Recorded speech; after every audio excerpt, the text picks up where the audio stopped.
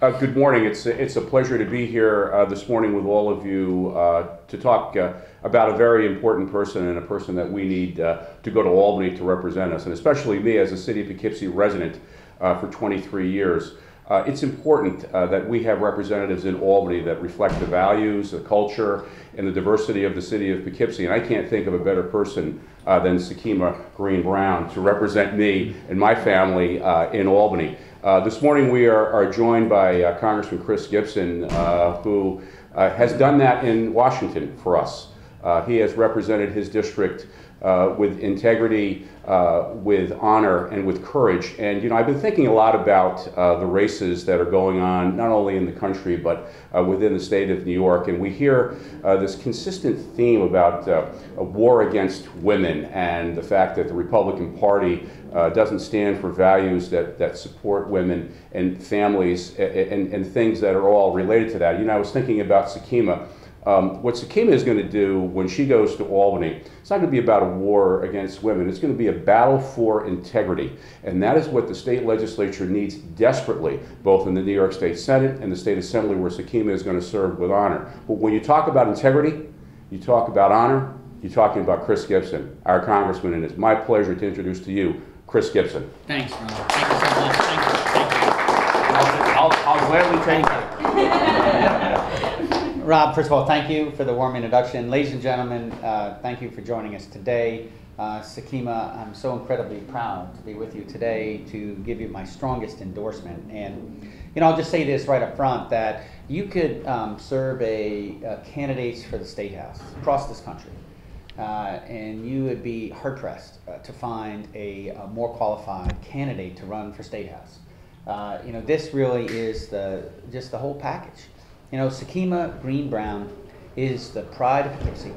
You know, early on, showed signs of greatness, really a focused young lady, setting goals and then accomplishing those goals.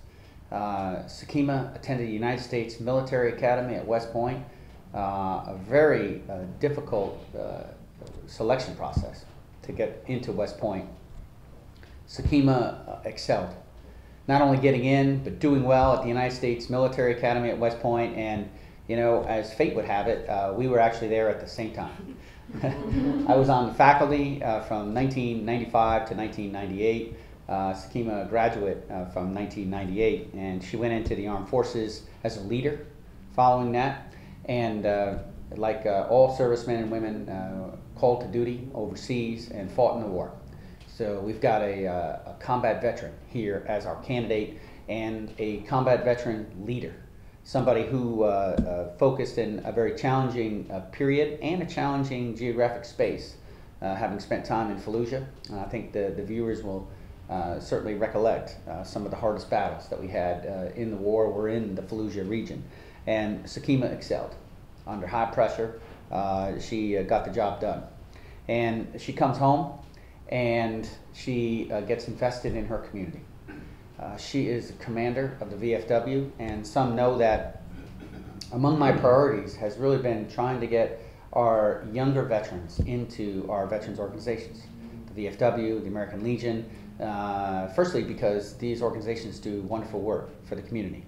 But secondly, quite frankly, also because these organizations provide a community of caring for our veterans.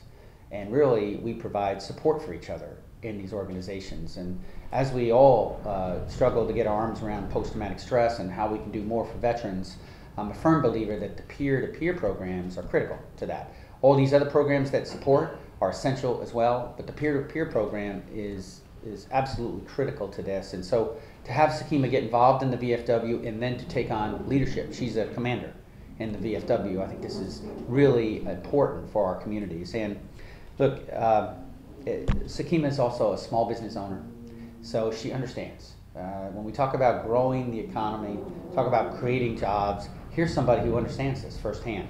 And in terms of her community involvement, when she gets passionate about an issue, she goes all in.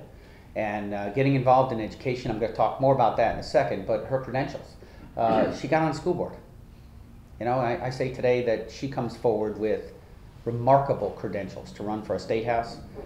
She's already held elected office at the local level, and she understands the pressures that are going on in schools today, and she was focused on bringing excellence into the classroom. And I commend her for her work on the school board. So, you know, from all these experiences, Sakima, I think, is uniquely qualified to bring strong representation. We share constituency. We have 2 towns that we share constituency with in Marlborough and Lloyd. These are communities that I've been to often. And I can tell you that knowing Sakima and what she stands for, I think we're going to have a strong representative in Albany, in Sakima. And I want to talk about 3 things. And they're going to be the economy, education, and our freedoms. And because I think those are 3 areas that so many of us here in New York State that we want to rally behind. Let's start with some facts, and they are challenging, but they're no less true. Number 1 is we have lost 400,000 people in our state in the last 4 years alone. This kind of drain outside our state can't continue. This is the Empire State. This is the place where great things get done, and we need to rally. And to do that, we need the right leadership to rally.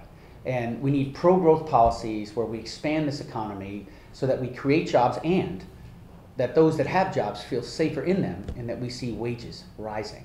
We know that we can do this because we've done this in the past, but we need pro-growth policies to do that. We need lower taxes.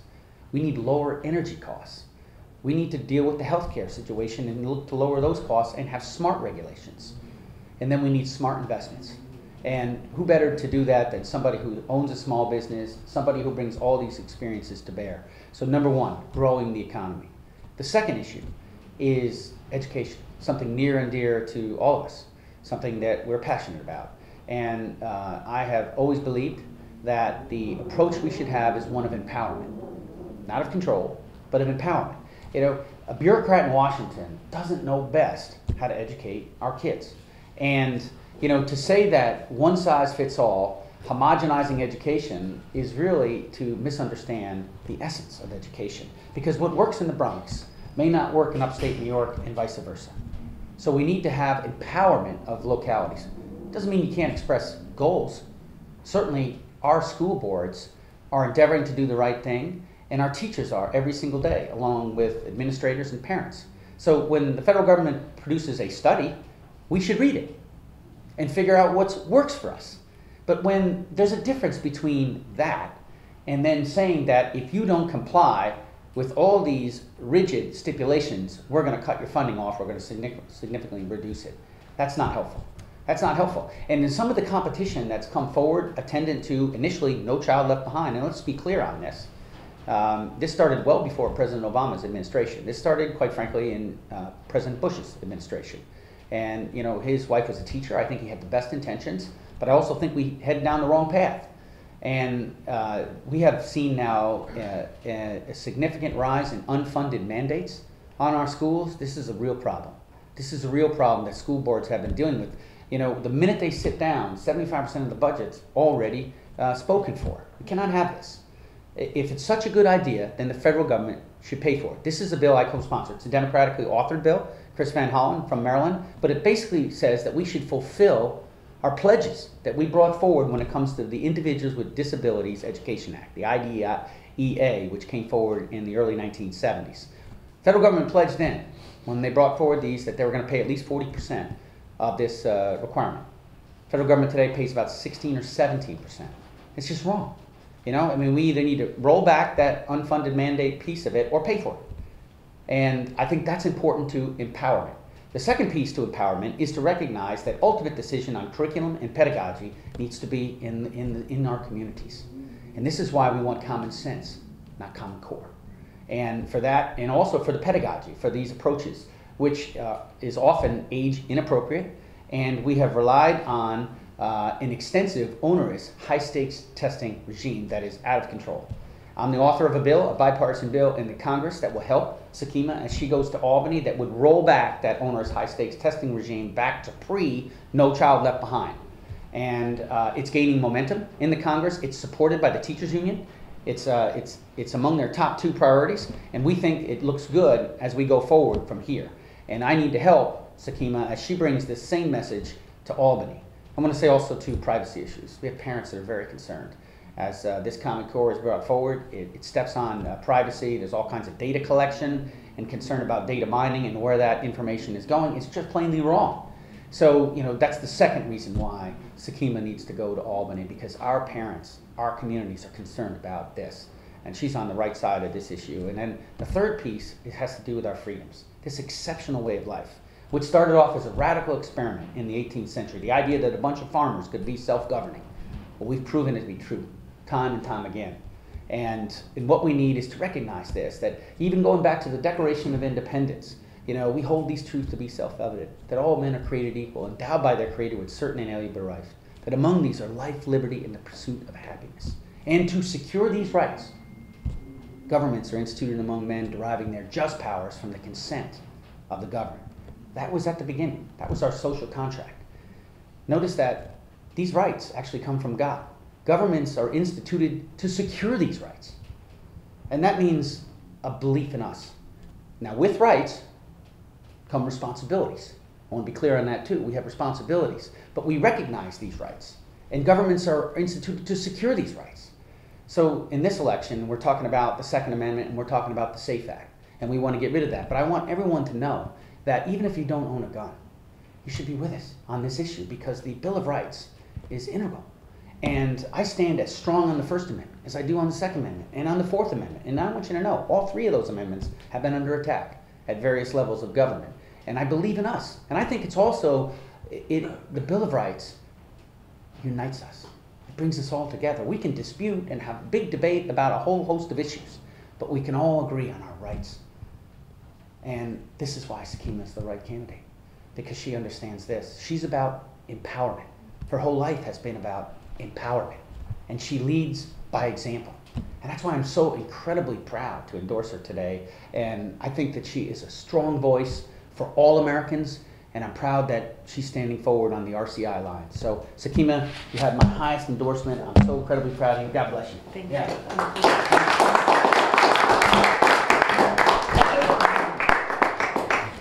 Thank you, Congressman Gibson. As you mentioned, we just found out recently that we were both at West Point at the same time, which is an incredible honor. I'm so honored by the support of everyone here and endorsement for my run for the New York State Assembly. I'm eager to work with you on improving the Hudson Valley for the many families and small business owners that call this region home, just like I do. Ever since I was in 3rd grade, I knew I wanted to serve my country. I knew I wanted to serve my community and go to West Point. My father helped me to set these goals early in my years and to dream big. But how to set goals and standards for myself, and so how I could get them accomplished, has been an integral part of my life. Dreaming big has led me to graduating from West Point, becoming an Army captain, and eventually returning home to right here in Poughkeepsie, to start a small business, serve on the school board, and now as an advocate. I'm running because I'm not settling for the minimum anymore from our elected officials. I'm running because I have big and wonderful dreams for this region right here that we live in and that we call home. So I'm asking voters to dream big with me and never settle for anything less. Thank you all for coming out today. Thank you.